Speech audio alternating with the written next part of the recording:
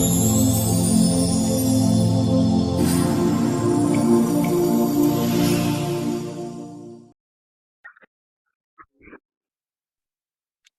right, good evening and welcome to all of you. And I hope you guys can hear and see me. If you can you type 1 in the chat box so I know that you can see and hear me? All right, great. And without much ado, let's get started. And again, this week has been a little bit different from the last 4 weeks because we have seen equity prices finally easing back. And that could be setting a stage for a complete reversal of the gains that we have seen since the end of June. So we can see that the last few weeks of rally is classified largely as a counter trend rally within the bear market. So at least in the daily time frame, that is the case. For the weekly time frame, most of the outlook, the technical outlook remains that the market remains very much in the bullish phase. We have not seen wholesale sell-off in equity markets. But what's more interesting is we are almost going into the end of August, which I remember telling you guys that I think somewhere in the end of August, ideally within the last week of August or the first week of September, we should see a dramatic move in equity prices. So will that be a reversal back upward again or a complete unraveling of the counter trend rally that we have seen so far? Okay, so that's where we are right now. Let me see if I can get my screen back up. Can you guys see my slide? Because I can't see very much what's happening outside. Hang on. Okay. So before we get started, let me reiterate what I need to get through this as a disclaimer.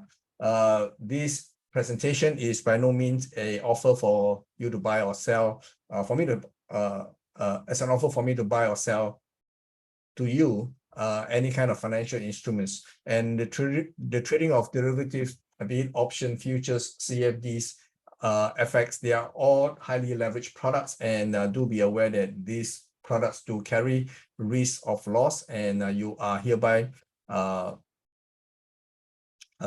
have to know that you have to know your own risk tolerance before you attempt to embark to trade any of these leverage products. And there will be a big segment in which I'll be sharing with you my views, and those are my views and have got nothing to do with my company, Traders Academy International Private Limited, and therefore my directors and myself will not be held liable for any kind of action that you may take as a result of attending this presentation. Okay, so let's get started with what has been released in terms of economic numbers this week. We'll go country by country. On Monday itself, we have Japan releasing their GDP numbers. It was not as good as what they expected. They expected a 0.6 increase in the GDP, but it was a lot better than the first quarter of this year, which is negative 0.1%. So by and large, we can see the the Japanese GDP has not suffered too much. Okay, yet as far compared to, let's say, UK or even the US. So as far as Japan is concerned, yes, GDP has not been fantastically doing very well over the last few decades. You can see 0.5 is nowhere you cannot categorize 0.5 growth as a fantastic performance. But when you compare it to what the rest of the world is facing, you can give the Japanese a pat on the back saying that they have done a relatively good job. Okay, so but it wasn't fantastically a very robust number. Okay, so over in China, we can see that they reported their retail sales. Again, it was less than ideal. They were expecting a 5% growth compared to the June number of 3.1. It came in only 2.7, about half of what the market expected. So we can see the Chinese economy is obviously slowing down. Spending at the retail level have cut down dramatically, and it wasn't as rosy as what market participant was hoping to see. So we can see China as a whole is definitely slowing down, and this is bad news. During the 2008-2009 global financial crisis, at least China came in to fire up their engine to at least keep the global economy afloat. This time when you can see the rest of the G7 countries are not doing well, and then China is also in trouble. So basically what we are going to see likely if the economic environments take a dip for the worst, this time there will be no country big enough to save us. So we are right now in a situation in which you're flying at 30,000 feet above, and then one engine failed and the other engine is fluttering around. So it is definitely not a very comfortable environment to be in, because when both engine fails, then we will be gliding until it runs out of fuel, and you know what will happen next. So definitely we are not in that situation in which we can say that there will be a big enough economy that will come, to rescue us. This time I think the situation is quite dire. Okay, so over in Australia, we have employment numbers. Again, the employment numbers was terrible. When you look at the employment change, means in terms of how many jobs has been gained or lost, they were expecting a gain of 25,000 new jobs. What came in was a disaster. It came in, they actually lost almost 41,000 new jobs. So it was a terrible number as far as Australian employment change is concerned. Then you can see that although the unemployment rate stays relatively stable from 3.5% for the month of June, is now at 3.4%. So as far as the unemployment rate is concerned, we cannot see how bad it's bad. But when you look at the employment change, it is a disaster. So going forward, we also know that Australia is not going to be doing too well. When you raise interest rate too fast, too soon, okay, what is going to happen is that the employers are going to be very selective, and they may not have the capacity to actually pay the market rate for workers that they need. Okay, so because when you raise the cost of money, it will impact not only the individual, you will impact the corporation as well. So this is going to be a prelude of what we are likely to see in the States. In the States, we see employment numbers still very, very healthy. Okay, when you look at the non-farm payroll that we saw at the beginning of the month, it was a fantastically good number. So what the market expect now is that the Fed will continue to hike interest rate as aggressively, okay, as before the non-farm payroll number is released. So if that is the case, what will be the end result? The end result the Federal Reserve would like to see, to know that they are at least having some kind of impact on the inflation front, is to see a downturn in employment. So going forward, there will come a time in which unemployment will start to rise again. Okay, and if that is the case, then the Federal Reserve can say categorically that they are on the way to defeating inflation. So that is a very, very dangerous assumption, because like I said many times ago, this inflation is very different from traditional inflation that we have seen so far. This inflation has got very little to do with demand. It has got everything to do with supply. And of course, last week, something else happened. The Biden administration has actually I'm not sure whether it has become law or not, but at least the Democrat Party has actually pushed through a new package called the Inflation Reduction Act, okay, amounting to something close to $739 billion. Yes, the headline of this bill is called Inflation Reduction Act, but it has very little to do with inflation reduction. It is basically a regurgitation of Biden's favorite program called the Build Back Better. Okay, it has some component dealing with inflation, but the bulk of it is all about climate. Okay, so from day one, Biden is promising to actually reduce fossil fuel, to go carbon neutral. And this new act called the Inflation Reduction Act is basically a relabeling of this idea that he has under the name of inflation reduction. Okay, and for all we know, experts were saying that yes, at best we can see a 0.1 reduction in inflation, but on the flip side, it may also cause a 0.1 increase in inflation. The bulk, more than 10% of this bill, is to beef up the tax authority, basically the IRA. Okay, they need to employ more agents, and this agent will be armed agent. They are tasked, okay, to go down and hunt down taxes, okay, which is something very, very interesting, because Biden said that those who are not earning more than a certain amount do not have to worry about having to pay higher taxes. But if that's the case, why put aside $80 billion of this budget into hiring new agents to go after taxes? They say that there's going to be a new tax, a minimum tax for corporation with 15%, and that over the longer term will have impact on manufacturers and companies in the States, in which they will be less likely to have the ability to expand their operation. So I think at the end of the day, the higher cost will be passed on to consumers. So not sure how this thing is going to pan out, but I think it's going to be a disaster, very much like what Biden has been doing over the last 1.5 years. Okay, every major budget that he pushed out seems to be pouring more fuel into the inflationary story. Okay, so let's continue. Over in New Zealand, we have the interest rates. They have again high interest rate by another quarter point. This time it's 3%. Do you see that New Zealand is one of the very first, or at least the Reserve Bank of New Zealand is one of the very first to actually took action to mitigate the rise in inflation. So despite bumping up the interest rate from 0.25 to 3%, from October last year to July this year, we can see that New Zealand inflation continued to surge. Obviously, it's not working. And even if they continue to bring inflation to 6%, I do not believe it will cause a dent in inflation. Okay, so definitely they are not seeing the results. So they thought maybe they're going to double it down to see if they can bring down the inflation. It's going to make matter worse. All central bankers think alike. That's what we are concerned with. That's what we are concerned right now.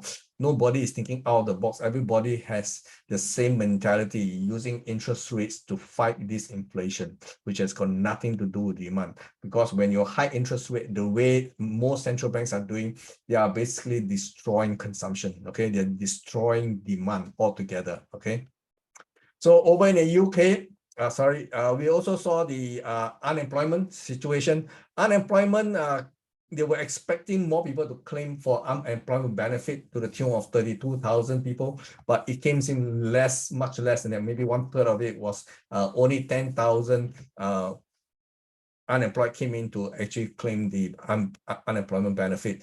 Unemployment rate stable at 3.8%, so that one we do not see much of movements there.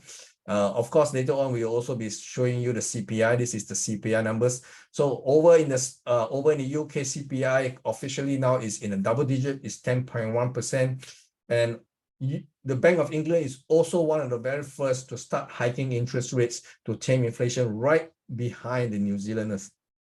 Yet this is what we see, 10.1%. So UK economy is definitely suffering under high prices, made worse by Brexit for one. The timing of this Brexit was just so horrible, because with the moment they pull out of the Eurozone, then we have this COVID-19, and then followed by the war in Ukraine. So everything is all wrong timing for the UK, and now they are suffering. Can you imagine, they are running out of truckers. Because before Brexit, most of the people who actually drive the trucks are from the former Eastern European states. When UK is part of the Eurozone, all these migrant workers could actually work in the UK. Now they can't. So there was a period of time whereby there was a very serious shortage of truckers. Ship that brings goods into their harbor cannot be unloaded because they simply cannot find enough truckers to unload those goods. So we can see this is compounding the problem, and it is not just the UK. Elsewhere, of course, there was no Brexit, but similar problems were also seen because China has employed very severe COVID-0 policy that caused a worldwide reduction in supplies. Okay, so this is going to fit into the global inflationary story. So CPI in the UK has gone from bad to worse. Now it's at 10.1. And even the Bank of England has admitted that they are likely to see 13% inflation going forward. So 10% is only scratching the surface. I think there is going to be more severe inflation escalation before it comes back down. Okay, so for the rest of this year, I think it is almost a gone case for the UK to actually bring down inflation. In the Eurozone, we have the GDP numbers. They were expecting a slightly better number of 0.7% growth. It came in slightly under, but not so bad. It means it's stable at 0.6. Q1 was 0.6. Now Q2 is 0.6. So it's flat. Okay. As far as Eurozone wide, the GDP numbers has stayed constant. On the year-to-year, it actually dipped 5.4% for last year.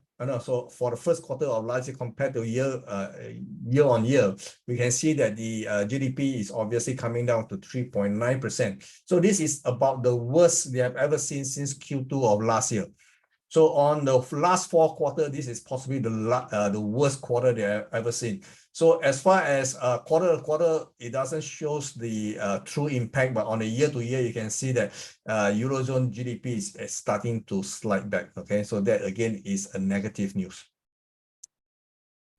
Over in Canada, you can see that the consumer price index, yes, come off a little bit, 6.2 to 6.1, largely on reduction in energy prices. We can see that the crude oil prices have actually slide back to at one stage below $96, or no, $86. And of course, before the weekend come, it goes back up to $90 again. So we can see largely due to the energy bill becomes smaller, GDP has the CPI numbers in Canada has slide back. We also saw that in the States, in which it was at 9.1% in July, it came down to 8.5% for the month of July. Okay, June, July, sorry. So you can see it's a mirror image of what we see in the States, but over in Canada, it didn't dip as much as what we see in the States.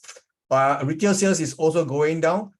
Retail sales, they were expecting only an increase of 0.3, but it came in a bit more robust at 1.1%. So that is a good number, okay? Again, we are not seeing very much going forward. If inflation is going to rampage away, sooner rather than later, consumers in Canada is going to start prioritizing their expenditure, what they want to spend on and what they can basically go without for a time being, okay? So this is what we are seeing in Canada. In the state itself, this week we have retail sales. Now, retail sales is a big number, okay? Like I always mentioned, the US economy is made up of retail sales. 70% of retail sales is actually captured into the GDP numbers, okay? So retail sales is a very, very, very important numbers for the United States, and it came in zero. There was no growth whatsoever compared to the month of June. So this is definitely going to be a negative for the United States. And existing home sales, that is a very minor number, but I want to bring up this number to show you what I think is going to be hiding a very serious situation here.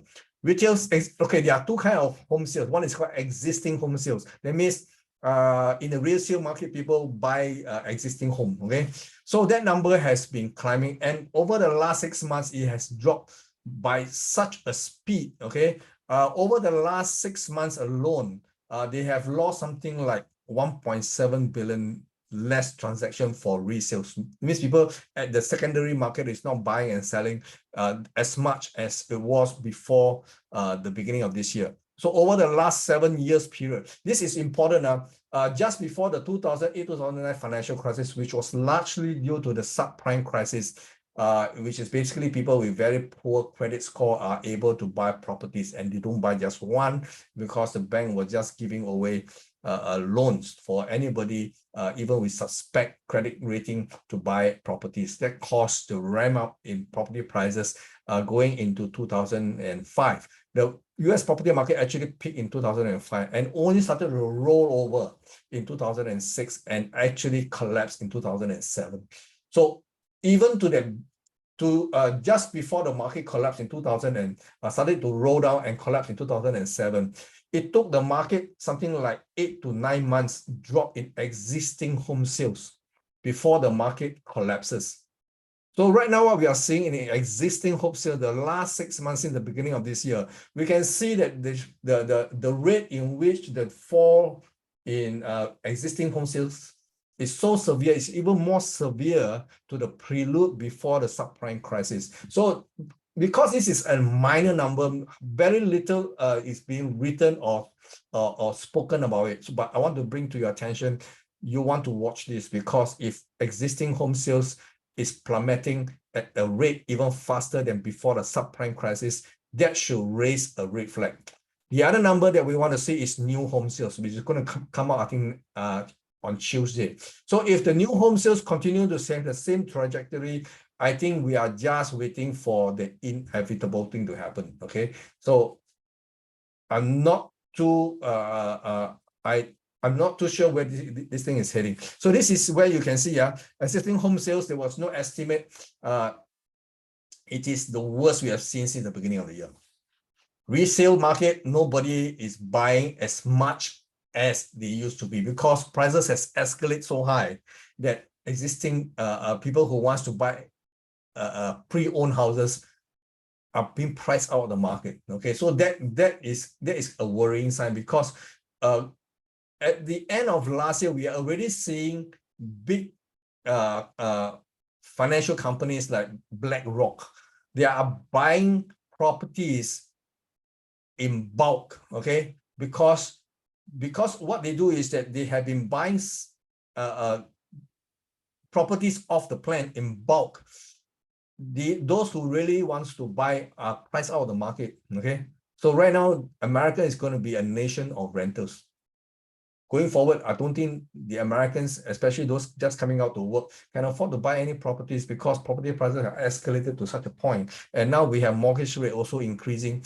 So most people will not be able to afford their first home. Okay, so that will be a situation we want to watch. If the new home sales is also seeing the same trajectory, I think that is something we should be watching over. Okay, so month on month, you can see that the numbers are all coming down. Okay, it used to be in July of 2020. 4 months after WHO declared COVID-19 as a pandemic, you can see home sale prices started to escalate. Okay, even those in the existing homes, I mean second, not new homes, those they are already built and are in the market. There was this major spike up in demand for all kind of housing. Okay, so we have seen that slow down a lot since then. Okay, but because of this spike, okay, that means somebody already knew the inflation is coming and it's going to be very, very severe. Okay, so they start buying properties in bulk. Okay, so there we have it. Next week, this coming week, we have this various numbers coming in there, and they are all major numbers. We're going to be first starting off with China. We're going to see whether China is going to hike or reduce interest rate. Based on what they have done this week, okay, because of the retail sales from 5% came out only 2.7. China on the very same day actually cut interest rates. Okay, so very, very likely the People's Bank of China is not going to increase interest rate. There's a possibility they may even bring it down from the existing 3.7%. Okay, so this is going the opposite direction of where everybody is heading. Every central bank is hiking interest rate. China is trying to hold on to their economy. They know higher interest rates is going to defer the economic expansion. So they need to make it cheaper, because right now China is having a lot of issue, not only with the cross-trade issue with China, with the US and Taiwan. Within the Chinese economy, we knew from reports coming in that basically the real estate market has actually imploded. Okay, so they need to hold the line. Even the tech companies are not doing well. Okay, so right now we have this decoupling going on. We saw that this week, 5 Chinese companies in the state has actually delisted for the New York Stock Exchange. So we can see that the 2 biggest economies are going separate ways, and this is not good news for globalization. Okay, on Tuesday, we're going to see the PMI numbers. This will be a major number because Germany is a manufacturing powerhouse. So if the manufacturing PMI coming lower than expected, then we all know that Germany is in trouble. We already knew that Germany is in trouble because of the inability to get hold of reasonably priced energy products. Okay, now Russia is playing hardball with them by only supplying them about 20% of their regular supply of natural gas. And for the next 3 days, Russia is just going to switch off the pipeline because they say, look, I need to service those pipelines. And so basically, the whole of Western Europe is going to be in deep trouble going to winter. Okay, so this will eventually knock on the ability to manufacture anything, because Germany is the major manufacturing hub. If Germany economy starts to falter, it's going to spill over to the other economy. Okay, Germany is the engine that's behind the Eurozone. If the engine is not firing on all engines, that means the Eurozone will not be doing well. So they're only expecting us 48.1, which is already bad.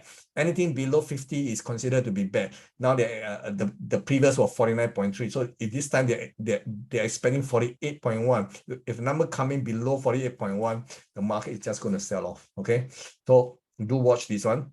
And Eurozone, we also are expecting the composite PMI. Again, is a reduction number from 49.9 to 48.8. Again, if the number coming lower than these numbers, it's all going to be downhill.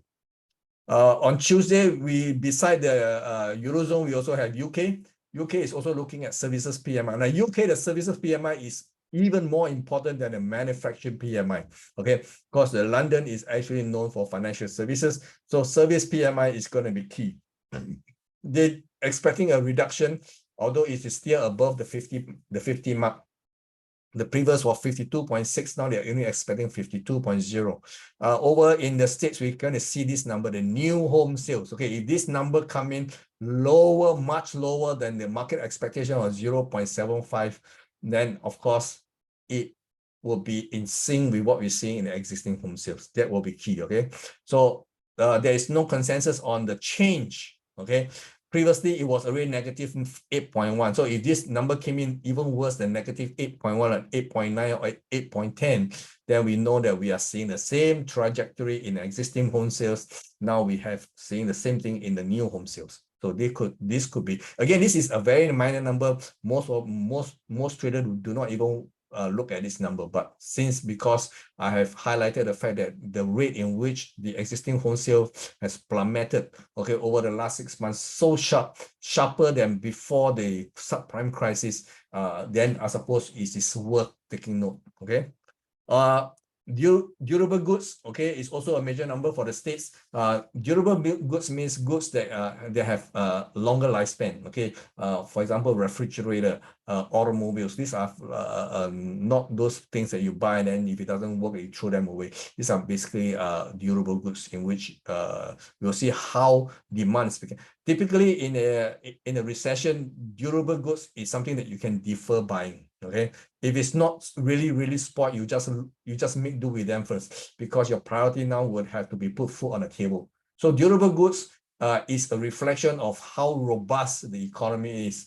If economy is doing well, you may not have to prioritize your spending. Maybe you just go ahead and buy that 60-inch television that you have been eyeing for so long. So, but in a recessionary situation, the 60-inch television is not a must buy. It's something that you wish you have, but it's not necessarily something that you need to get right now. You can do it at some point in time when the economy gets better, or at least the incomes, started to stabilize and goes up. So that one will be something we want to watch. Is 0.6% compared to 1.9% previously. The non-defense capital goods is very similar. This one refers to companies, okay, other than aircraft, because aircraft is a very volatile piece. Anything that's non-defense related, if this number increases, it shows that companies are prepared to invest in either expanding their factories or retool their factory, for a new range of products they want to build and sell. Okay, so again, this is a key number. They're only expecting 0.2% compared to previous of 0.5%. Then on Thursday, we have retail sales for New Zealand. Again, they also expect a reduction of 0.6 from previous 1.9. Sorry, retail sales is no estimate. Previous was 0.5%. GDP for US coming in on Thursday itself. they expect a notch down of 0.8% compared to 0.9. So going into this weekend, starting from Thursday, okay, the US have their annual thing called the Jackson Hole Symposium. This symposium is held every year, okay, at Utah, okay, at this place called Jackson Hole. So basically what they'll do is that it is basically getting all the major policymakers, journalists, economists, central bankers from around the world. They all come together and they will basically discuss about where the global economy is heading. So it will stretch over to Saturday, okay, to over the weekend. So it will be something that will impact the market going forward, and that happens to be in the last weekend of August. Watch out for the communique that come out from this particular symposium. It could be market moving. Okay, so there you have it. What have happened this week and what may happen in the coming week. Now let's take a look at what the market has been doing this week for equity markets around the world. Here you have a snapshot of what the market has been doing, basically from the States to Europe to Asia. Okay, you can see Dow Jones is down marginally at 0.16%. So it does not seem like a lot, but if you look at the chart, the market is having a reversal signal, at least in the daily time frame. So do watch out of all these equity index. S&P 500 comes down a lot more at 1.21%. At 4,228.48. The Nasdaq Composite came down the most at 2.62%. At 12,700. So you can see that the US equity index is beginning to react, because after going up redundantly for 6 weeks in a row, we can see that finally they are taking a break. So this, it could be a temporary pullback before it goes up again, or it could mean something more. Okay. Over in Europe, we can see the FTSE 100, which is a UK index, is the only one that managed to register a plus going towards the weekend. It's up 0.66%, closing at 7,550. DAX, which is the German equity index, is down 1.82. So if you look at DAX, it's not doing too well. Okay, if it basically reflects what we are seeing in the Germany economy, whether it is going to be made worse by the coming manufacturing PMI that we're going to expect on Tuesday, we will have to watch. Nikkei is also pulled back at 1.34, but before going on to this week itself, Nikkei has been doing relatively well. Okay, surprisingly, have been doing relatively well, but by the end of this week, it was down 1.34%. Hang Seng obviously is not doing well throughout the entire week. It's again back down below 20,000, which this 20,000 becomes a level in which it has crisscrossed so many times. It has no longer bear any significance. Okay, but it went down and closed at 19,773 for down 2%. Shanghai was struggling. Shanghai's tried to go up, but again, it was pulled back down, losing 0.57%. The Bursa also managed to hold pretty well. It was only lost 0.12%. If you look at across the board, it is the least pullback among all the equity index that we have that I'm monitoring. It's down at 1,504. So let's go through them one by one. I will start with the weekly time frame. So this is the Dow Jones weekly time frame. This is the cash index. You can see that the market has pulled back. Notice how this bar looks like. This is a classic reversal bar as far as candlestick is concerned. The market traded to a high of 34,281.36, closed back down. This is what is typically called a very classic reversal signal. All I need for this market to go to tell me that it's going down is to take out the low for this week. Okay, you can see the market closed at 33,706.75. It's not very far from the low of the week. Okay, so all I need to do is market take out the low for this week, and it will basically confirm that the market is going to go down. Any rebound thereafter is calling to be sold. Okay, so this is the daily time frame. The market only comes off on Friday. It actually on Tuesday, the market went up into a high since the low we saw in June. June low was 29,653, and on Tuesday this week, the market actually went up to a high, the highest it had been since the low in June at 34,281. So you can see the market actually held very well. there was a couple of this. There is a inside bar of this Tuesday's price action, and then on Thursday there was an inside bar of the Wednesday price action. So we have an inside bar of an inside bar, and the market is not sure which way to go. If the market have taken up the high of 34,281, it will continue to chuck higher, because this is a cluster of the market trying to decide which way it's going to go. Okay, then on Friday you can see the market actually took out this very near-term support line. Okay, of course this line is drawn by me. It doesn't exist anywhere in the actual market. Okay, but by looking at the chart itself, it has cleanly broken out of this support line, coupled with the fact that the market is coming off from a very overbought situation. Going into this way, I've been telling myself, okay, maybe the market may continue to extend, but because it is already overbought, technically the market is vulnerable. It doesn't take a lot of reason for the market to flip, okay? And this week, we don't have a lot of things that actually can cause market to actually come off, but it did come off on Friday, okay? And you can see that the RSI from an overbought situation is beginning to come down. If it goes all the way down and go below 50, then we are likely to see something even more severe. The bottom for this move here, the key level to watch will be 32,387. Okay, so if this level managed to hold, there is still that possibility that the market can still go up and take out 34,281. But for now, the market is likely to come down. Going into the first 24 hours, that is tomorrow, I think market will continue to go further down. Okay, so this is the Dow Jones. S&P 500, we are seeing the same thing. We don't have a classical reversal seen in the S&P 500 weekly time frame. The high traded was 4,325, and so far the market has come down in 3 waves.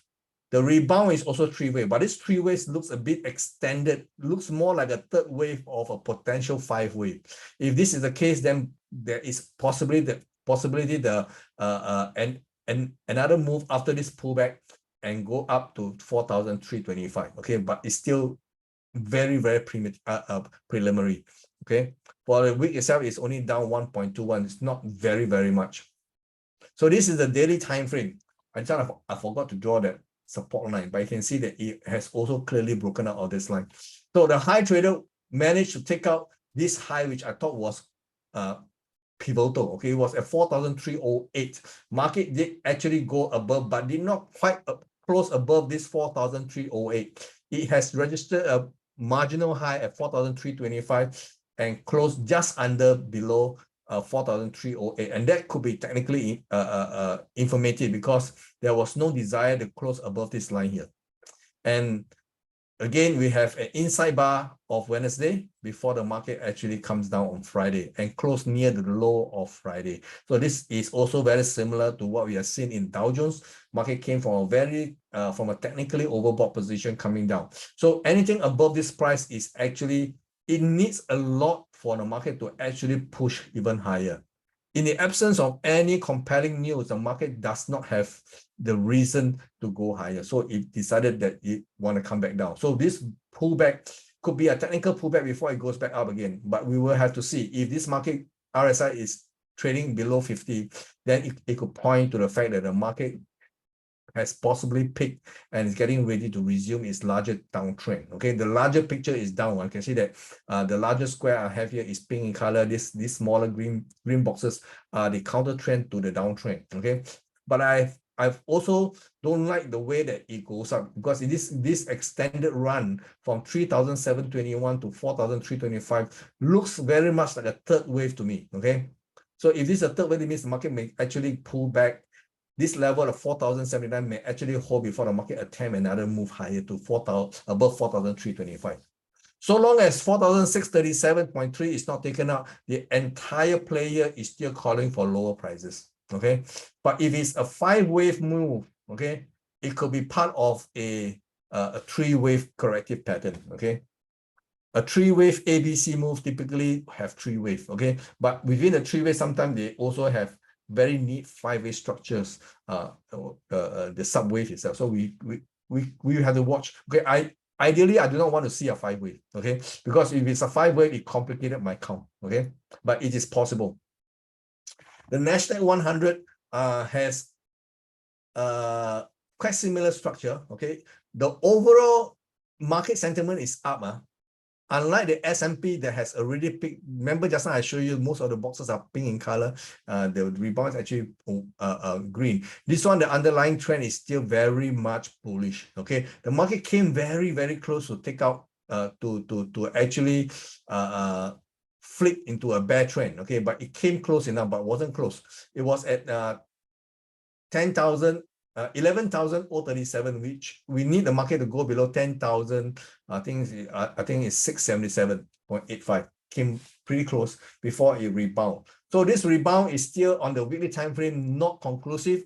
I cannot see a reversal signal on the weekly time frame, unlike what I saw in the Dow Jones. Okay, so I still have to basically eyeball this trade.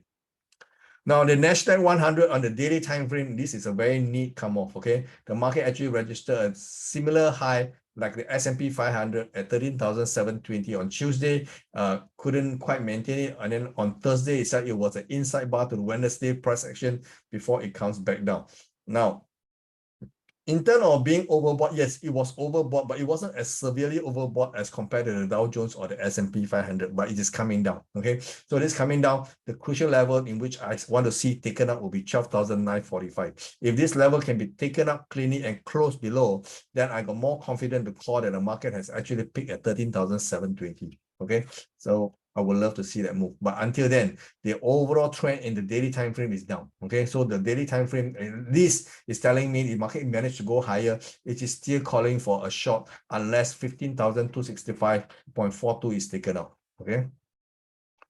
Over in the UK itself, we can see that despite the bad news coming in where inflation is at 10.1%, the UK equity market continue to charge higher.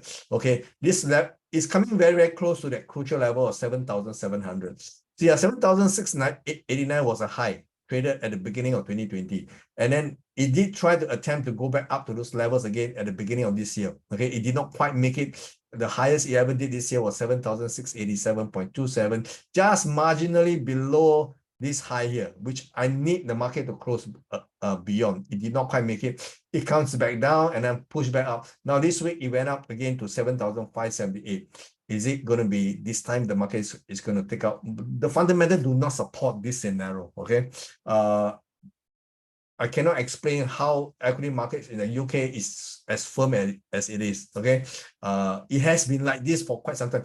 Earlier on in the at the beginning of the year, this move here, I was actually selling. Okay, but this pullback was a lot sharper than I anticipated. Okay, so subsequent shorts did not quite do as well. So I have stopped monitoring, or I've stopped engaging this market because I want to see how this thing is going to resolve and tie in with the weak fundamental that we are seeing, because the price itself is not showing that it is very weak. In fact, it's telling us it should be a market that we should be buying. So I do not know how to interpret this, so I'm just going to put it aside and just watch. Okay, in the daily time frame, you can see that it is still very much a bear trend. In this case, in the daily time frame, the level in which I need to see is not 7,687, it's 7,646.66. If the market can close above this level, then yes, the market is likely to chuck even higher.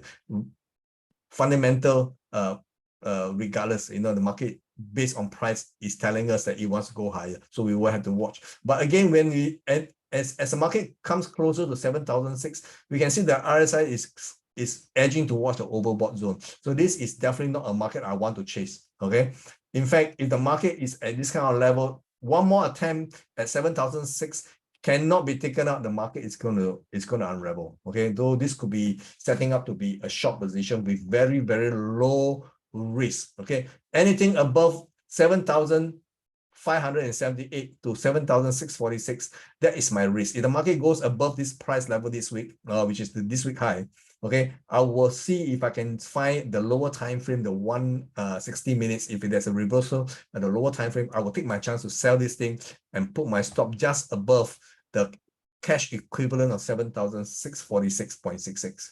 Because if I'm wrong, then I will take this small loss. But if I'm right, everything at the bottom is for the taking. Okay, so this could be ending up to be a great trading opportunity. Over the DAX, of course, this market has not been doing too well for some time, but it is still very much in the bullish phase. The market has turned bullish from the low of March 2020.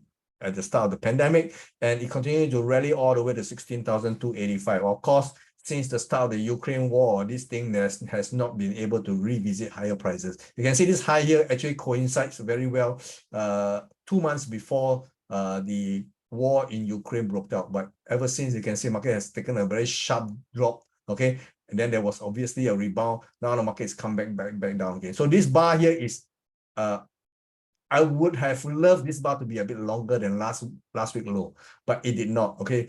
Because if that is the case, then we have a very bearish setup, meaning to say we have an outside bar, but this bar is not an outside bar, okay? So we don't see, at least not in the weekly time frame, okay?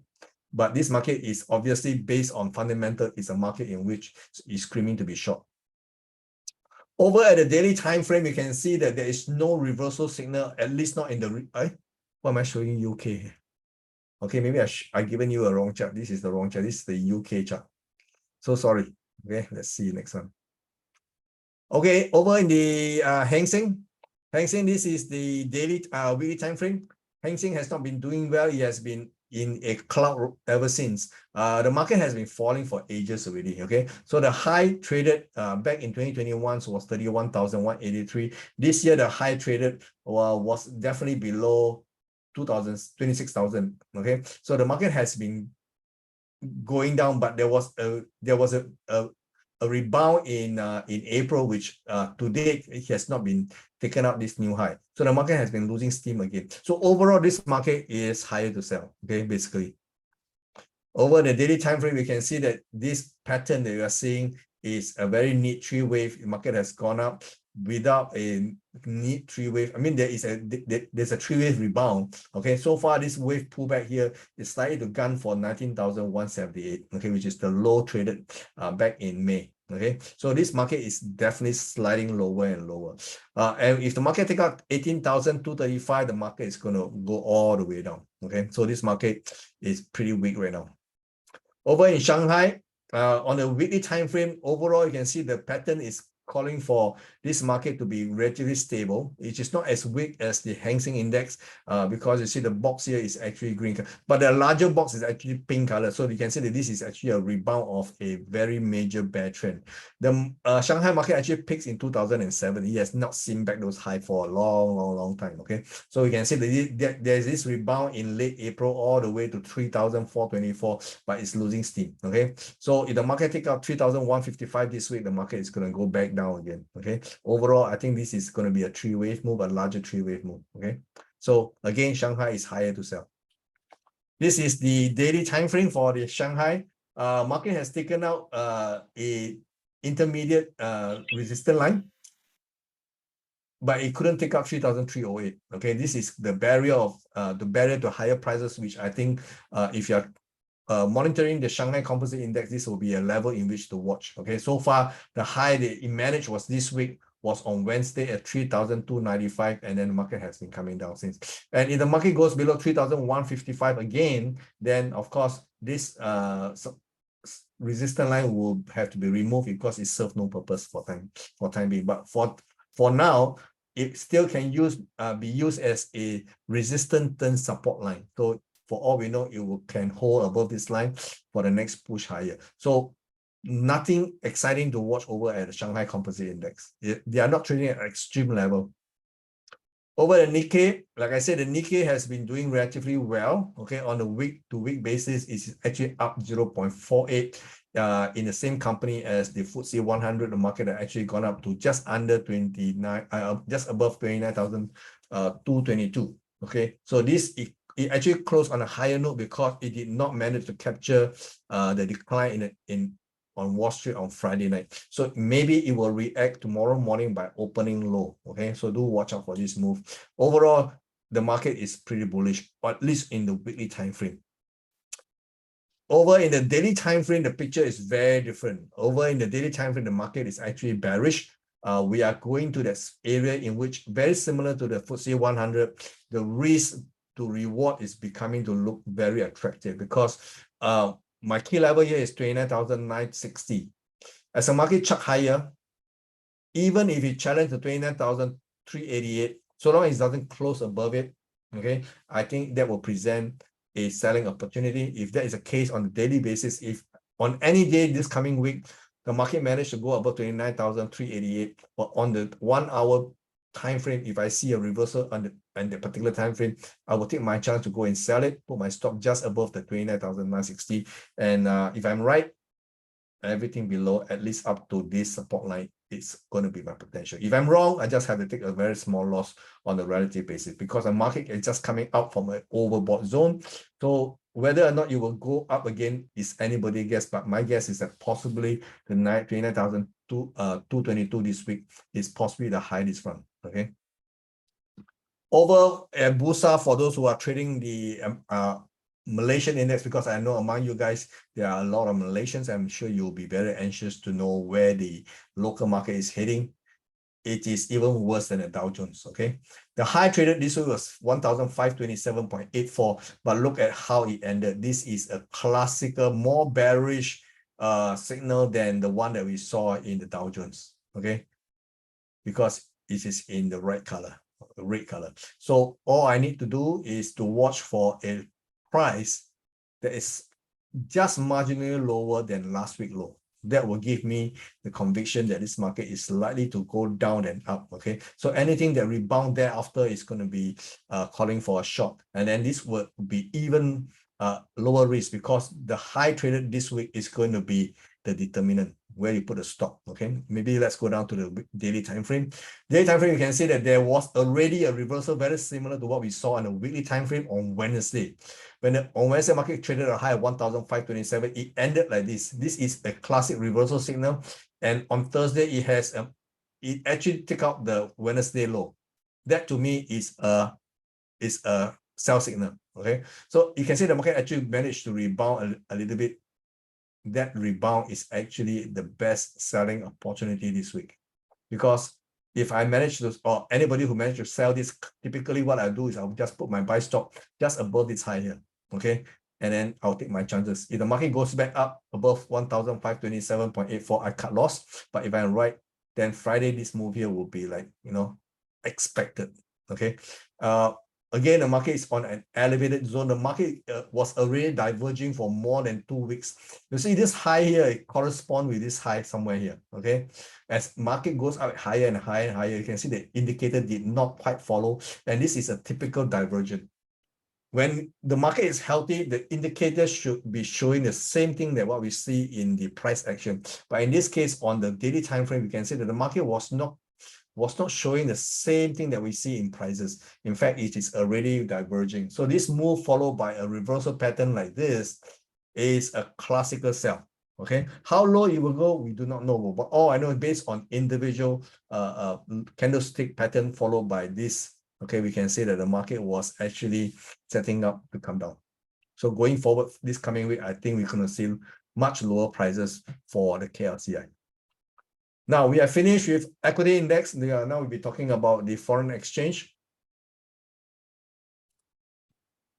And I'm not going to cover everything in the foreign unless you guys has a pair that you guys are interested. And if you have, put them all into the chat box so that I can prepare for you the next Sunday. Now, before we go into FX, is there any other question that you want to ask me up to this point? Because I do not want to go into a Q&A at the very end of this presentation. They ask me, what's my view on equity index? But then, you know, we are so far away from the topic.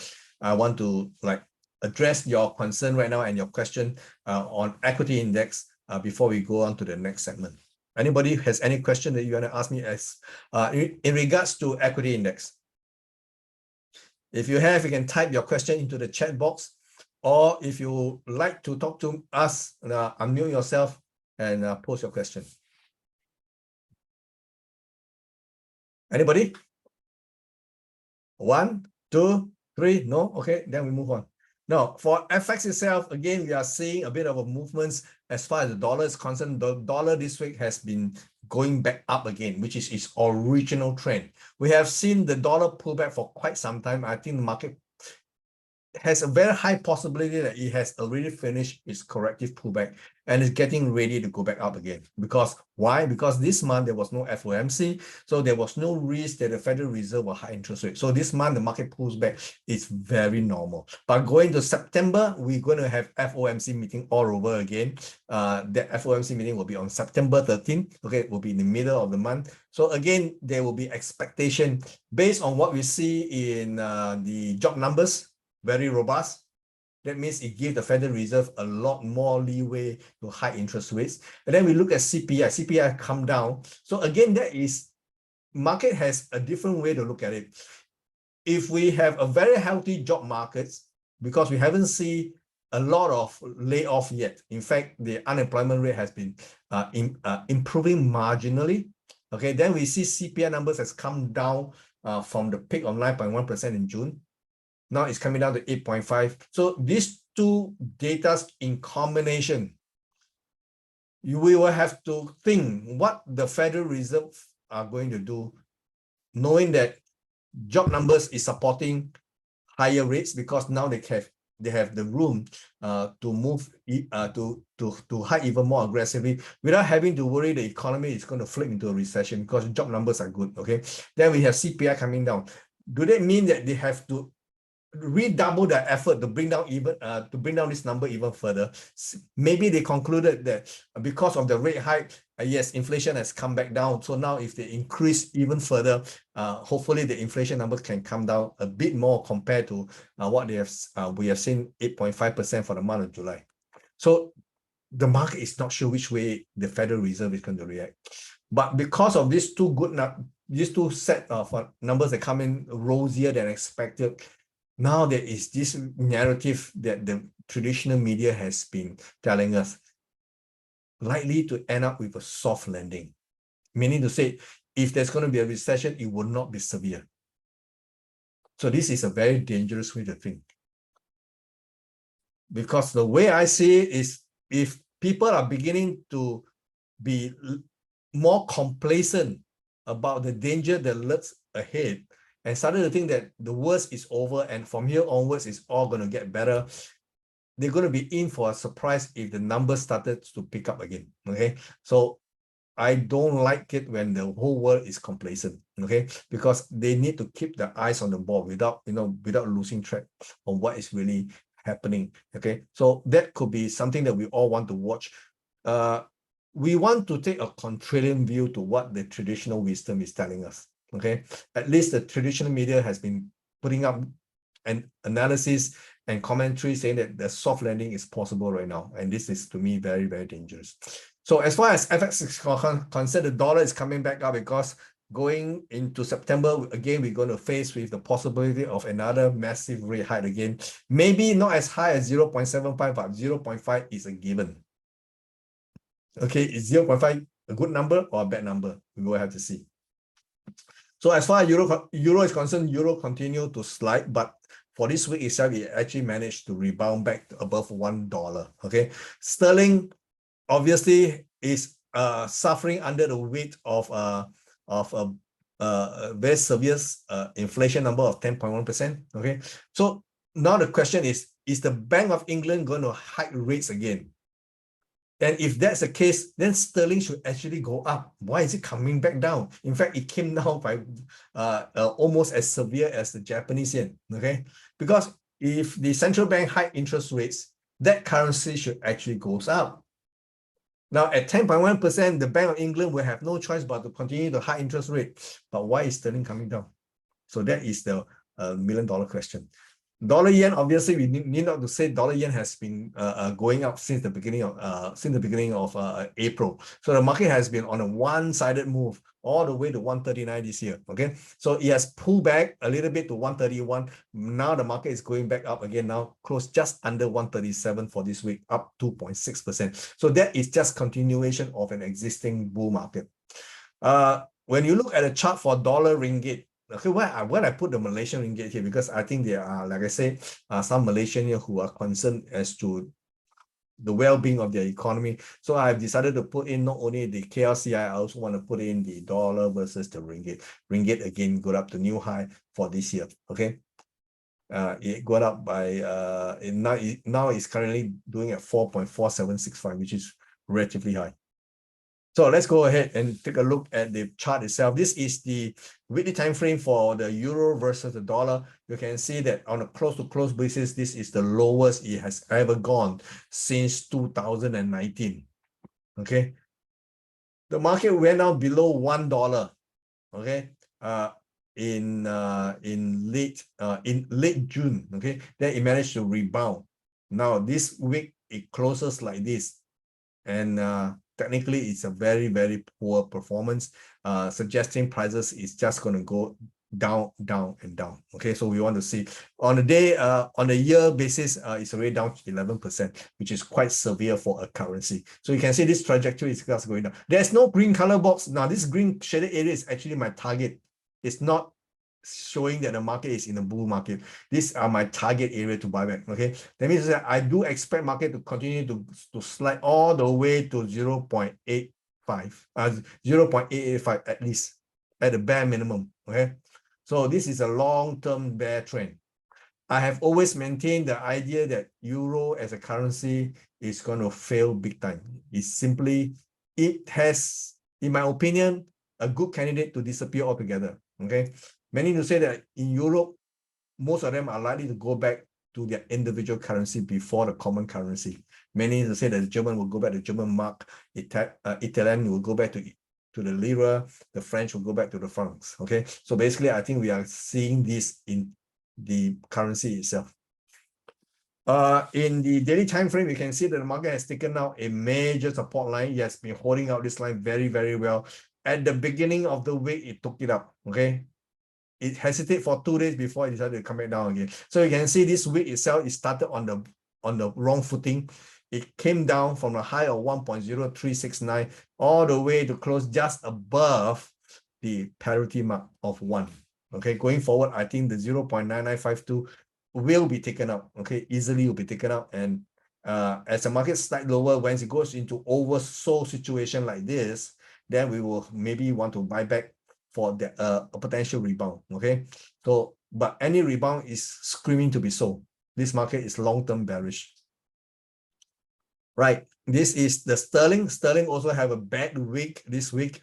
But going into this week itself, you can see last week there was an inside bar. The market did not quite take out the previous week high, neither did it take out the previous week low. There was an indecision on the part of sterling, but this week it was resolutely on the downside. The market actually closed on a close-to-close basis, the weakest you have seen since the pandemic started. Okay, of course the pandemic started here, okay, at the low here, 1.1410. Okay, so we are heading towards this level and possibly below. My target is below parity. Over the long term, I do see sterling going below $1. Very far from where it need to be, because I remember as a kid, sterling versus Sing dollars was $3 to 1. Now it's only half. So the sterling has come a long, long way. Okay, so over the longer period, I think sterling will also go into more difficulties. Sterling on the daily time frame is already approaching this 1.1760, very, very close. The odds of it taking out this level is very, very high. My immediate target for this move is 1.1469, 1.1450. So this is horizontal red line here is my immediate target. So if the market continues to slide, and if it slides to those levels here at 1.140, 1.14 half, where the indicator will be in the oversold zone, then maybe it's time to take some profit and then waiting for the technical rebound to happen. Okay, the market do not necessarily go down in a 90 degrees fashion. It will go down, step by step by step. Okay, but along the way, once it goes into oversold, then if you already sold it, then maybe you want to take a view of taking some profit off the table, waiting for the rebound to happen, and then look for levels to reposition the short. Okay, never buy this pair of currency. Okay, long term, this market is going down.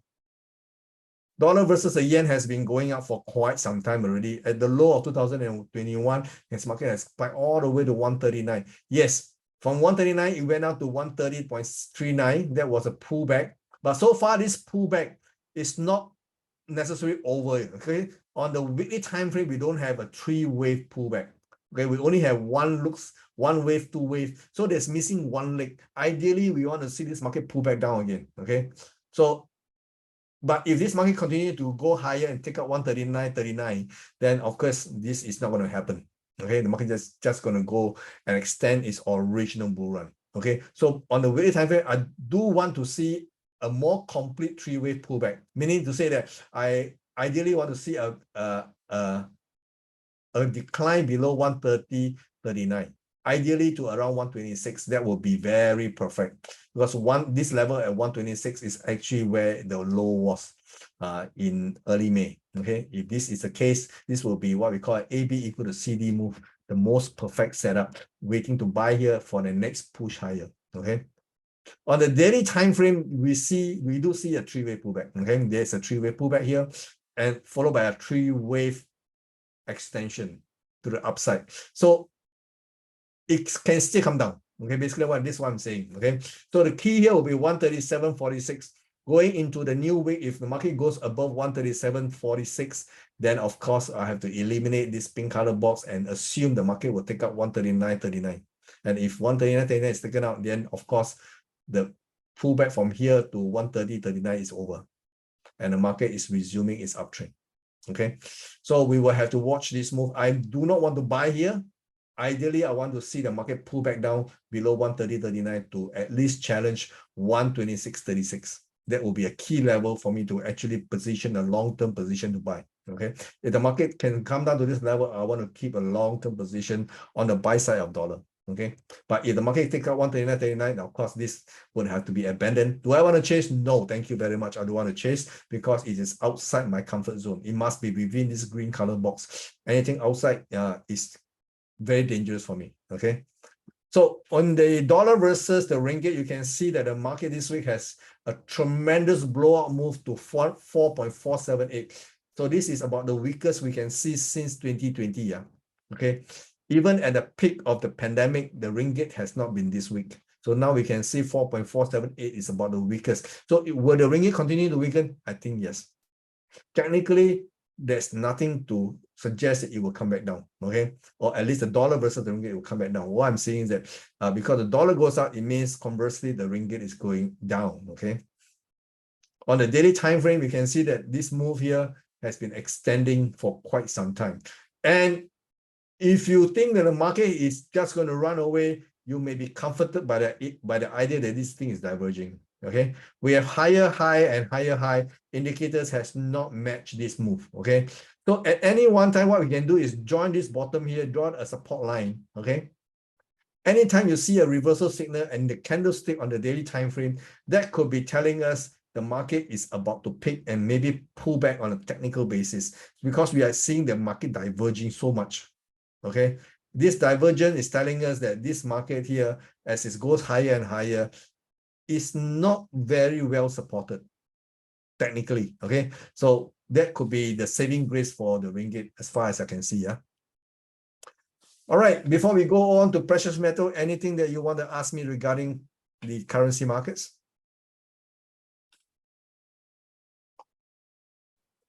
No?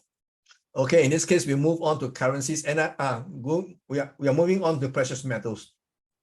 And I'm going to concentrate on the futures market. I'm talking about COMEX, gold and silver, because like I mentioned all this while, between the spot market and the futures market is the one that actually leads the market, because when we trade in the before New York comes into play at 8:30, the market is basically just moving along. The real move always happens at night. Okay, so it's good for those who are trading precious metals to be very aware of the COMEX, gold and silver markets. This week they are all down. Okay, gold is down 1,760 and down 3.2%. Silver is down to just under $19, down a massive 9%. I was selling gold and I bought back. I bought back I think on Thursday. Okay, so basically I did not catch the entire move. I decided to take my profit at the 50% mark. Later on, I will show you. So on the COMEX itself, you can see that this is the weekly time frame. This is a continuous chart. Meaning to say that I combine all the active front month and make them into a continuous chart so I can see the overall pattern. This week has been quite serious. The market has been going up for 4 weeks in a row. From 1678.4 go up to 1824.6. This move here has been very persistent for 4 weeks in a row. But this week, without taking out last week high, it started to unravel. Okay, so we can see that the market is for a time being coming back down. But be careful with this move. The market is not about to collapse. What I'm saying here is that gold market is basically very, very firm. You can see the bigger boxes are all in green. So this is a market is still a buy. Okay, I don't consider this move here is telling us the market is going to sell off all the way below 1,450. I don't see that happening. Okay, so I do see a very firm price here of 1,666. This level has not been violated since it started in 2020. The last time it came close was 1,673.3. That was in March of 2021. Okay, and then again this year we saw another attempt at 1,678.4. It didn't quite break the 1,666. So on the futures contract, this level to me is key. Every time it comes close to this level, the market actually rebounded. There was another leg here. This leg is even stronger. This is a classic reversal signal. Okay. So we can see that the market is coming back down, but I am not bearish. I am looking for opportunity to go back in to buy gold and silver. Okay. So on the daily time frame, yes, the market took out a key low here. In fact, this is the level in which I buy back my position because I think this level may actually hold, but it did not quite hold. Thursday, it managed to challenge it, but without closing below this. Okay, but Friday, after I square my position, market decided to go under. Okay, so you can't make all of them. Okay, I started selling gold somewhere before the market, just after the market peaks. Okay, and the market has been coming down. Okay, so we can see that this move here, the larger green color is going to be my basis. Okay, on the daily time frame, this level is very close to 1,666, but this is referring to the December contract. Okay, so December contract may have a different low. So this low to me is 1,676.9 or rather 1,678. Okay, so I want to see how the market if it started to drift lower and lower, if it gets into an oversold zone, and then if I see some kind of reversal signal like this is an outside bar. You can see this two color bar, the red and the green. So you can see this green color bar was so massive, it actually overshadowed the high and low of the previous bar. So this is a very powerful reversal signal. In this case, this is a bullish signal. Okay, so we want to see this somewhere as a market drift lower and lower. Okay, so I think going forward, gold prices is likely to drift lower. Okay, but I'm not going to sell this thing. I'm just looking for the market to stabilize somewhere ideally in the oversold zone with a buy signal. Then is where is my signal to go back in on the long side. On the silver has come down on the percentage terms even more severe than gold. Like I said earlier on, the market came down almost 9% for this week itself. So the market tested a high. This week itself, the market actually have a new high, okay, for this series of prices at $20.87, but it couldn't sustain and then came back down and give me a what we call a bearish outside bar. This is a bearish outside bar because we have a marginal high compared to last week high. So this is actually a very bearish development. So maybe the price of silver may continue to go down and challenge $14.56. Again, until this level is taken up, I am going to maintain a bullish outlook for even silver. Okay. This is the daily time frame. You can see the market overall is bearish. The bigger box is pink in color. These are target zone. This is not any kind of these are my target zone. If the market take out $18 and 1.185, the market is going to go all the way down. Okay, and if the market goes down into this oversold zone, I'm again on the lookout for a potential buy signal. Based on what I see in the weekly time frame, I still have faith in silver. So we want to see how this thing going to pan out. It could be a very low risk trade on a relative basis. Now, any question on precious metal before we move to the last bit of the commodity market before we end up with cryptocurrencies? Anybody? None? Okay, let's talk about the crude oil itself. Crude oil may have actually bottomed out. Okay, because as I was giving my talks in East Malaysia the topic of my talks for the last 3 presentations was crude oil. So I was watching the crude oil prices. In fact, during my first day in Kota Kinabalu, I was telling them the market is heading towards a very critical level, and AB equal to CD situation, which I think anything below $86 looks very attractive to buy. And lo and behold, that was the low, and the market started to rebound.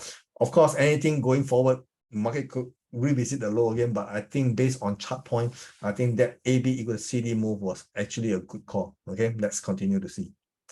Now, this is the COMEX October, not COMEX, this is the NYMEX, which is the New York Mercantile Exchange, WTI, which is the West Texas Intermediate Crude Oil.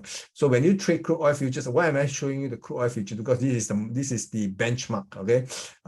There are 2 benchmark crude oil products in the market. One is the Brent oil, the other one is WTI, okay? Brent oil obviously refers to the North Sea oil, and they all have very different chemical composition and properties. So, but they are standard barrier in the oil market. So most of the time when you read about news for energy, these are the 2 grades of oil in which most analysts will be basing their report on. Okay, so for WTI, this is a key benchmark product.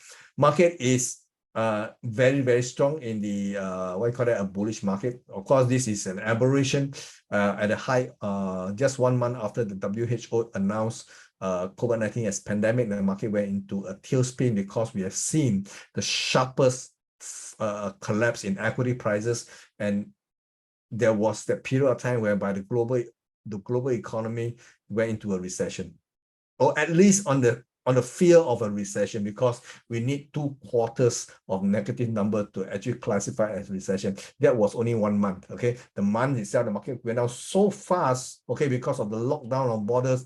Suddenly, there was this talk about there's not going to be enough demand, okay, for oil, and oil was just selling off. And then, of course, this is an aberration because it's impossible for prices to go into negative, but for trading purposes, this is the first time I've actually seen crude oil in negative territory. Okay, for a lot of people, this is the first time that this thing has ever happened, and it will never happen again. Okay, so from this low of negative $40, market went up all the way to $100.50, and the market has been pulling back. This pullback is very neat 3-wave.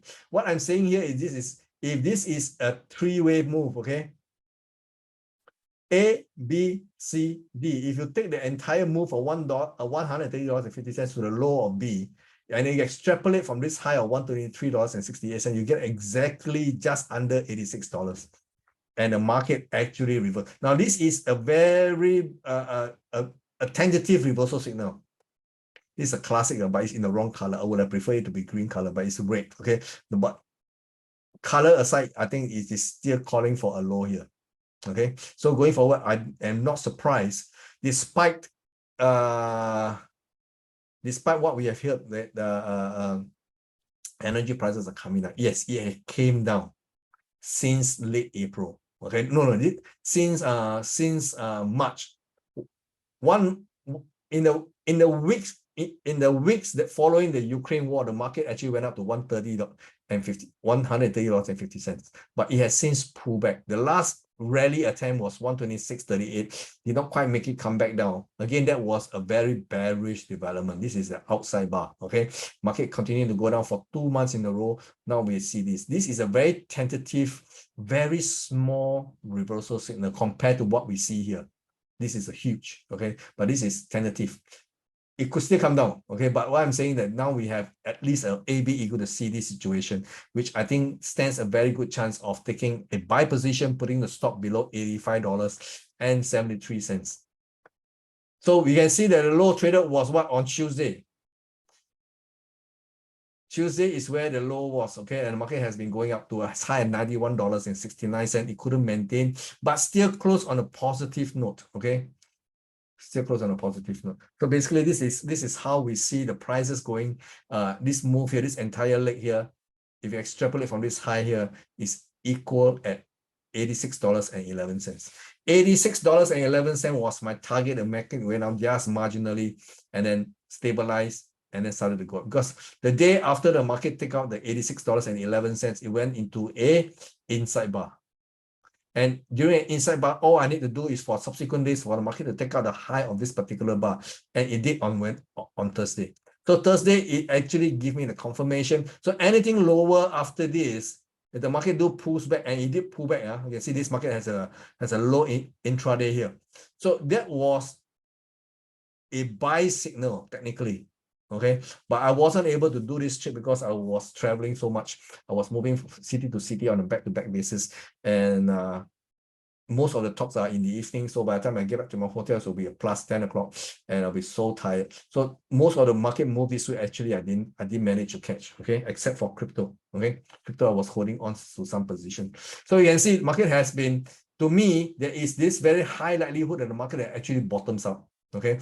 Although we did not see a very classic reversal signal on a daily time frame, unlike what we see on the weekly time frame, it is still a very good call, because if I'm wrong, anything from here, the market closed at this is the October, this is the September contract. You shouldn't be trading September, because September is going to expire, has already expired, because the option market closes on the 19th. Today is the 20th, 21st. So do not trade the September, trade the October instead. So based on October pricing, we have $90.44.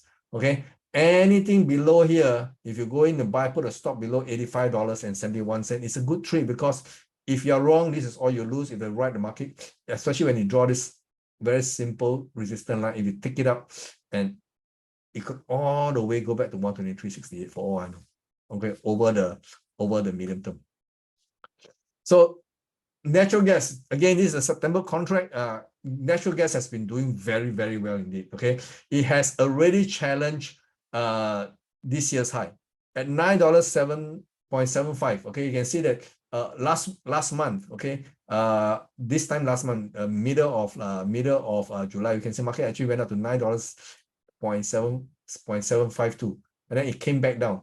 Then followed by this bar. This bar was last week bar. This is a bullish reversal. Okay, this is an outside bar. This one, of course, is a very bearish development, but it did not cause the market to go all the way down.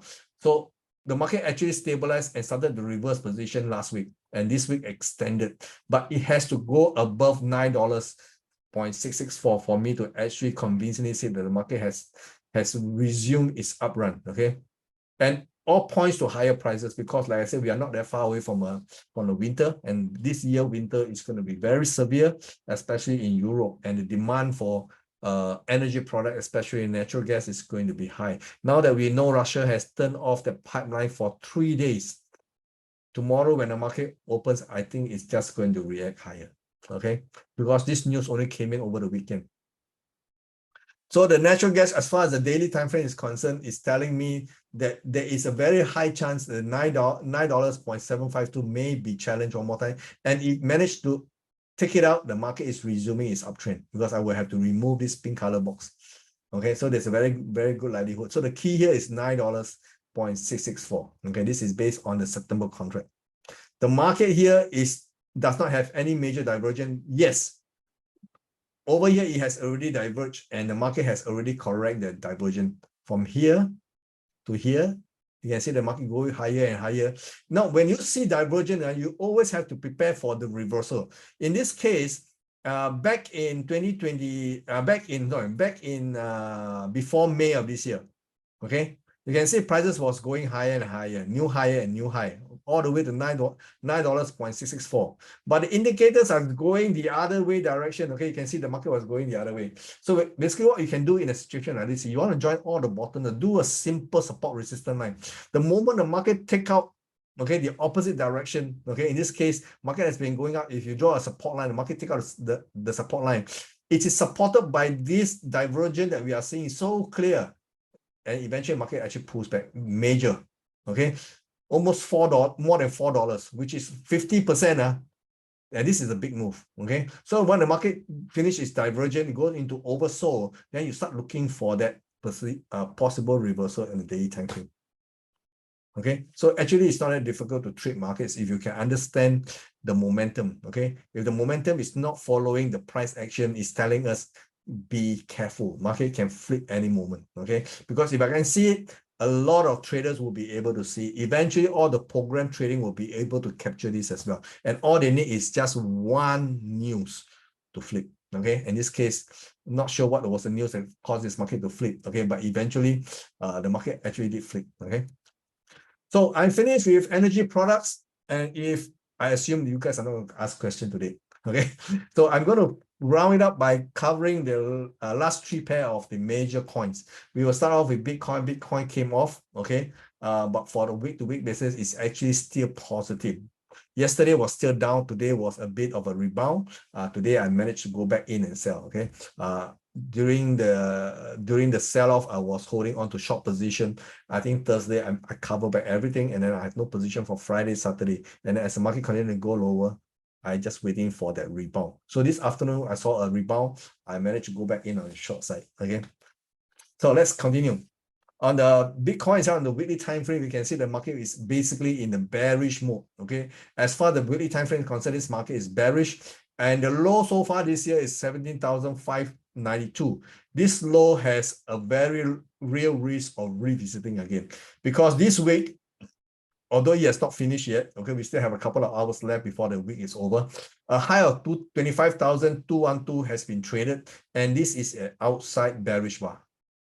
Okay, even unless the market goes back up again in the next 4 hours and close above 25,212, which is highly unlikely. I think it's going to it's possibly going to end somewhere around here. This chart is updated up to 6:30 this evening. So it's as updated as I can give you, okay? And the last price I saw was 21,000, just below $400, okay? So it's highly unlikely to actually go back up to 25,212. So if it closes around here, this is what we're going to see, an outside reversal pattern on the favoring the downside.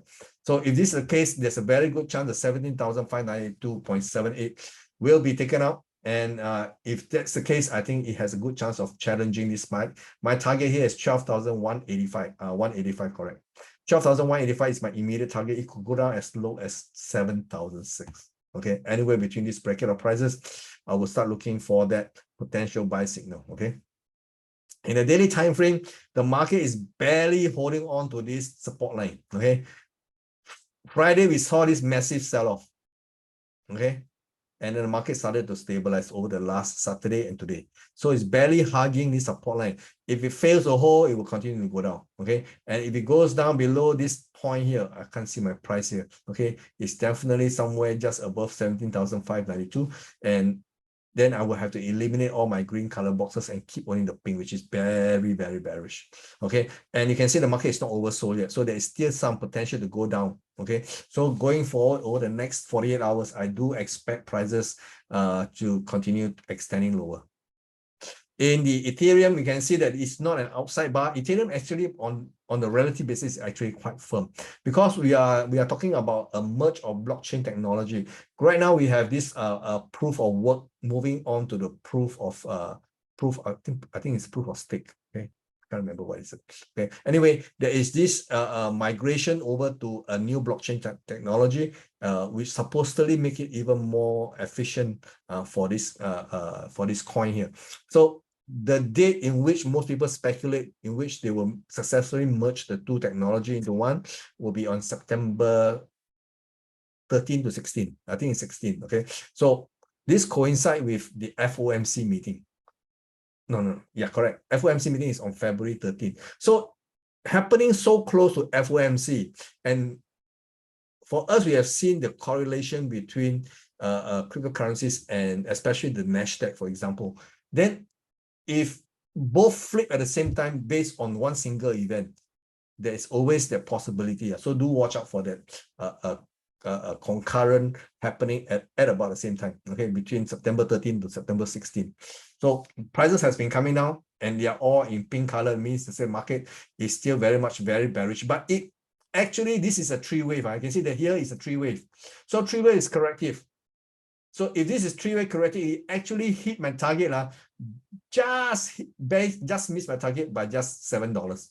My target was $873.37. It came out to $880 and then started to stop and then started to reverse. So technically, you can say that market has or may not have hit this target. So if you're very strict about these targets without giving allowance, then I say, okay, you have not hit target yet. But based on visual inspection, I think it's more or less can be said to have hit target. Okay, so this rebound here could be the start of a new trend for all we know. Okay, because if this is an ABC, then this low should actually hold.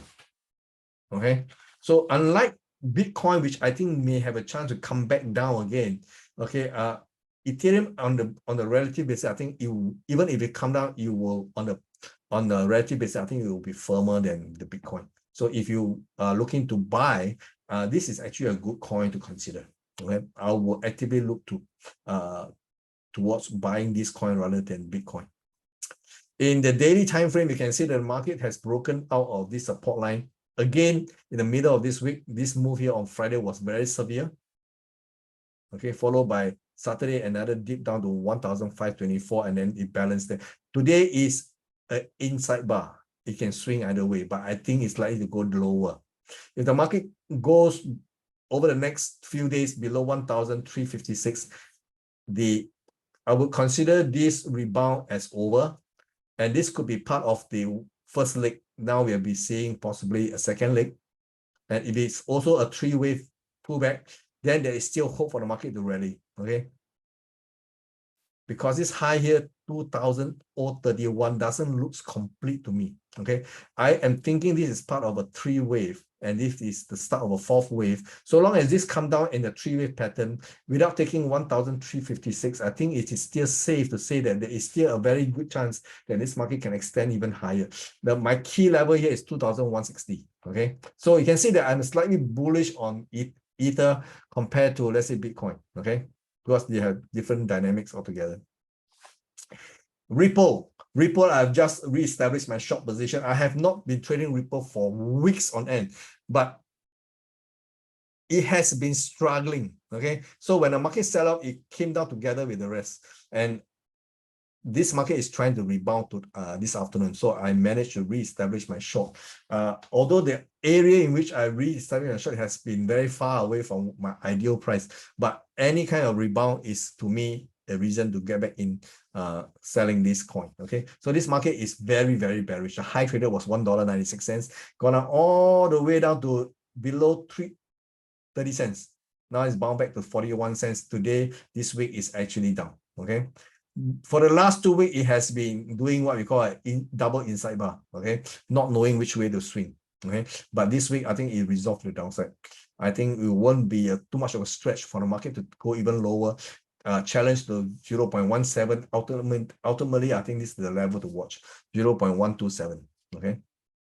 On the day time frame, you can see Friday was a massive sell-off. There was an inner support line followed by the outer support line. Now the market has already broken the inner support line on Friday.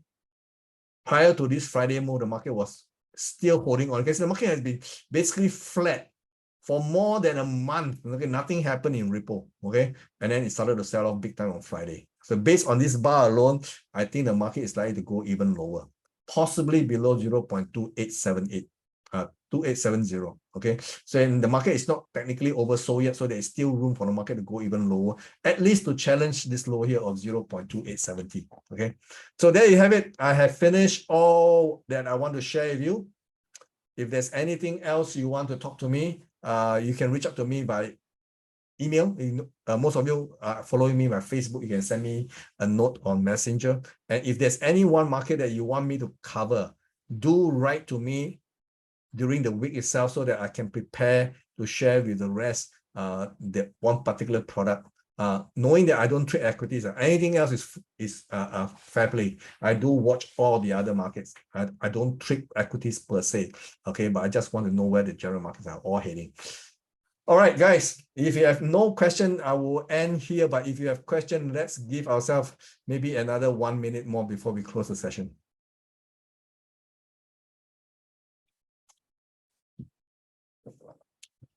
Dennis, what do I think is a good entry for gold and silver to hold for inflation recession? Now, both metals has not been behaving like a hedge against inflation throughout this entire 6 months. The books has been telling us in inflationary period, precious metals should rally, but we are not seeing that at all this year.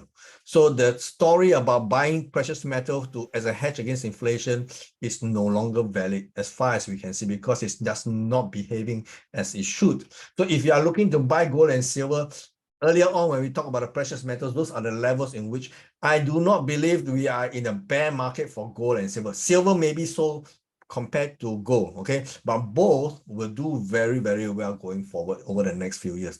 I have always advocated do not trade precious metals per se because they are heavily manipulated by the bullion banks, okay? I would want to go in and buy the physical. For silver, I would like to buy the coin. I would like to buy silver coin. And I would like to buy, my favorite is always the maple coin, which is the Canadian coin. Okay. And if you can buy from a bona fide dealer, go ahead and do it. And don't buy one coin because it's so cheap. Right? You buy, let's say you got a budget for $1,000, just buy $1,000 worth of coin and just put it aside. And I think we are coming to the point whereby it's becoming very attractive to buy silver coins. Okay, gold maybe a bit more expensive relative to gold. Compared to silver, then maybe if you want to buy gold, I still recommend do not buy the coin, buy the bullion bar as much as you can afford. Okay, buy the biggest possible brick you can find. Okay, trading of precious metal can be very, very tricky. Okay, so again, if you have any questions regarding entry level, follow me every week. And when I talk about levels, you want to take note. Okay, next question, Jim is asked me, may I know how high inflation will affect GDP? How does high inflation affect GDP? When you have high inflation, it means people are suffering. So they have to prioritize their expenditure. What are the expenditure they can do without or they can delay? What are the things that they cannot delay? Shelter, you got to pay. When your rent is up, you got to pay. When the mortgage is up, you got to pay. Okay, that one you cannot delay. Okay, and then food, maybe you can substitute with maybe not a high, the very valuable food. Maybe you can do without lobster. You can go with prawn, for example. And if you have to take protein, you have so many different sources of protein. So you have to make priority. But the net effect is that spending will come down. So in the economy, when most of the people are reducing their expenditure, obviously in a high inflation environment, everybody will be looking to spend less if they can. Okay, so the net effect on the GDP is definitely a lower GDP. Okay, so if that is being accompanied by very high interest rate, which is what we are seeing, it's just going to compound the problem because you have destroyed the demand equation. Okay, and if that's the case, even lesser consumption will happen in the economy, and the economy does over a period of time will go into a recession. And if this thing continues over a period of time, there is a very high likelihood we're still going to see high inflation and with little or no economic growth, in which we will have a classic definition of a stagflation. And in a stagflation, it's going to be even stickier. It's very difficult to get out of a stagflation. Japan has been in stagflation for 3 decades. It's never managed to get out of it. So a stagflation is very, very serious. Okay. So yes, high inflation will definitely negatively impact the GDP. Okay. Vivian is asking, what is my view on sovereign debt crisis? Yes, this is going to be the next big item that we are talking about. Beyond inflation, at the rate central banks are hiking interest rate, it will cause another problem. Another problem will be the amount of debt that the world has accumulated since the global financial crisis. Is all going to come to a head because days of cheap credit are gone. Okay, we are going to see the cost of debt is going to escalate because the cost of servicing those debt is going to be progressively more difficult as interest rates starts to go up. Okay, so at one point, where will it lead? The West is prepared to not pay. They are prepared to default on all this external debt they have. They are going into what we call a global reset. Let's reset the rule all over again. Forget about all debt. Let's start over again because they have no means to pay. So yes, the sovereign debt crisis will come to a head, and it will likely happen in the Eurozone. Okay, this year is just everything coming together at the wrong time. We have inflation, we have lower economic growth, we have a war in Ukraine that's threatening to spill beyond Ukraine or even to extend beyond the year 2022. Okay, and then we have weather condition right now above in the northern hemisphere. We have drought happening from northern America all the way to northern Europe to all the way to China. So this weather, the drought situation is so severe. A lot of old sites that have been buried under the water because of the dry season, the riverbed has all dried up. They are able to see things that they were not able to be seen. For example, monuments. Okay, so you can see that this drought is going to be so severe, coupled by the fact that they have missed the planting season because of the ban on the export of fertilizer from Russia. So the planting season is well behind us already. So the net effect will be next year, more severe inflation. Okay, coupled by the fact that we're having a drop across the entire northern hemisphere. So food production will be a major issue going forward. So next year I do believe next year we're going to see even more severe food inflation. Okay, so it will compound all the problems that we are facing based on what we see. Is a current inverted yield a strong signal of the recession? Yes. It is unnatural for far dated bonds to be to have lower yield. You should have higher yield, but the yield is inverted. Okay, so basically what it means is that the short-term treasuries, okay, are having higher yield compared to the long-dated yield bonds. Okay, it makes no sense because you have time on your side.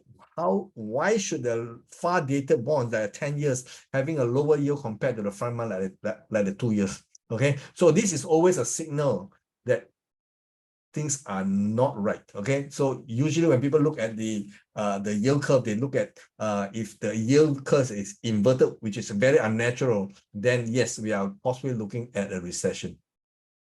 David said, thank you very much. And he said, given that we have higher inflation versus higher interest rate, which one will they sacrifice? They will sacrifice the economy, that's for sure. We are already seeing that already. If you've been following my Facebook, every day I have put up certain sharing of certain articles and I put in my comment. Of late, I've been talking about if the Federal Reserve continue its current path of higher interest rate, okay? How do they know that they are beating inflation? They believe, when I say they, I'm referring to the central bankers.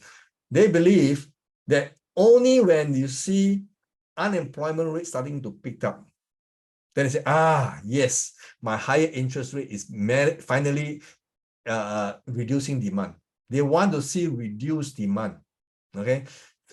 Because when companies are having headwinds, because interest rates are going up, the cost of money is going up, they will reduce production, okay? And they will start to lay off because demand is weak, okay? So if that happens, more people will be left without a job. Now, the one key data we have to watch are the employment numbers. Right now, unemployment rate is very stable, both in the States, in Europe, in UK, is very stable, even in Australia, very stable. But the moment this unemployment rate start to pick up, okay, that's when we see that they will not stop until they see unemployment rates picking up. Right now, it's still stabilizing. It's already stabilizing. Okay, is it going to go down even lower? Highly unlikely. Okay, what we're going to see is that a plateau and then start to spike up. So prepare for higher interest rate, prepare for a higher unemployment rate, and that will lead to a recession. Okay. Here it says that obviously the Fed cannot do Volcker's way. Obviously not. Volcker is, by the way, the ex-Federal Reserve chairman, in which the way he tackled high inflation back in the 1970s and 80s is to hike interest rate double-digit, okay, into the double-digit to fight inflation. You must understand, in the 70s, the economic theory is based purely on consumer demand. But over the last few decades, we see the consumer is having a reduced role. Governments are getting bigger and bigger and bigger and bigger. So all the debt that is, we base the theory on consumer debt. You can hike interest rate to the point whereby consumer will feel the pain and stop consuming, and inflation will come down. But when the inflation is caused by big government, higher inflation is not going to do the job, because right now the debt level at the sovereign level, at the government level compared to the individual consumer level is lopsided. The biggest debt right now is accumulated by governments around the world. So higher interest rate is not going to do the job. Okay, so the vocal way will never be used. Or if they use back the vocal way of trying to increase interest rate to tame inflation, I think they are barking up the wrong tree. Okay, because the nature of inflation is very different. 50 years ago, it's consumers. Now it's big government. So big government need to reduce in size, but they can't, because they just go on getting bigger and bigger and bigger and bigger, and all the debts are being accumulated by governments. Okay, so we have a very serious situation here in which they are using the wrong theory to tackle an old problem. Okay, some say economists, analysts saying the employment data is lagging. Yes, it's lagging. What is my opinion? Obviously, all the data that we get are all lagging. Okay, and some of the data need revision. But this is the best we have. There's no real-time data which that we can use. They are all backdated. Okay, means to say that it has to happen first, then we take time to compile the data, and then we start to analyze. It's always late. Just like technical indicators, they are all late. They are all lagging indicators. But that is the best we have. Is there any forward way to look at it? Yeah, look at cycles. Cycle may be the only way you can look forward. Okay. All right, guys. Your question come very late, but I like it. At least you ask question. Thank you very much. And what can we do to save ourselves? Start prioritizing. Okay. If your income is fixed, if you are working and drawing a fixed income, you got to start prioritizing. Okay. If you got outstanding loan, talk to your banker, see if you can somehow manage to get a fixed loan, whether it is your utility bill, talk to your utilities provider and see you can fix the rate, because most of these services are based on floating rate. Okay. And now that the energy prices has come back down a little bit, okay, this could be your last chance to lock in the rates. Okay, because going forward, it's likely to go even higher. So if you can talk to your services provider, any kind of floating rate you want to lock in. Okay, unfortunately, most of the loan rates are variable, because the banker also do not want to hold the stick. They also want to make sure they protect themselves by charging you a premium based on whatever the rate is. Okay, so they are not about to fix the rate and then suffer the consequences if rates goes up. So, but you got to try. Okay, then among your expenditure, start to cut down the unnecessary. Okay, take public transport if you can. In Singapore, it's easier for us. For Malaysia, it's a bit more difficult because the country is so big. So maybe you can change into a more fuel efficient car. Okay, think places where you think you can cut, you cut. Okay, forget about eating out so often. Okay, those become luxury, and stop ordering food delivery service. Those extra fee that you pay can be saved as well. So again, you have to start prioritizing your expenditure. If you got kids that you send overseas for study, find some way to lock in the exchange rate. If you're Malaysian, you know your ringgit is falling every day. Then if the market actually reverse, give you a chance, because the market is diverging, by the way. If the dollar actually diverge, basically the trend diverge, then you have a chance to actually lock in your overseas foreign currency rates. If you send your children to Australia, the Aussie is also falling in tandem with the Malaysian ringgit, but it is still, I have not checked the Aussie versus ringgit, but look at the chart itself and look at a price in which you can lock in the rates. Okay, if you can afford to lock in the rate, you lock in the rate, because if you don't lock in, the ringgit is likely to continue to spiral out of control, because all emerging markets is going to suffer in an environment in which the dollar continue to go higher and higher on higher interest rates. So that is the trend. The dollar is unlikely to come down anytime soon. Okay, so that means all emerging market currency is going to come down, and Malaysia ringgit is one of them. Okay, even Singapore dollars is also falling, but it's not falling as bad, because we also need a strong Sing dollars to make sure that we don't import the inflation into, because we basically have to buy everything that we need: food, water, supplies, raw material, everything we need to import. So we need to have a strong Sing dollars. So on the relative basis, maybe we may be shield from the real inflation that the rest of the world is facing. Okay, so this is how you can save yourself. Start prioritizing your individual expenditure. Things that are happening, you have no way of controlling, and stay invested. The only way you want to get out of this hole is to stay invested. If you just save, you can maintain, okay, but you are not able to overcome. So I always stay grounded, stay basically well tuned to the global trends, and then if the chance presents itself, you still want to stay invested. Okay, obviously certain asset class will do better, some are not doing so well, so you have to rebalance that portfolio that you have, whatever you have. Okay, whether it's real estate or whether it is equities, you have to rebalance them.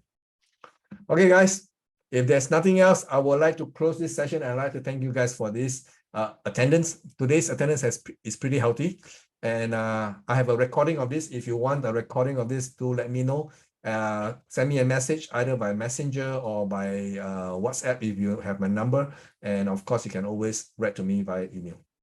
Okay, guys, thank you very much, and I look forward to seeing you again next Sunday. Bye.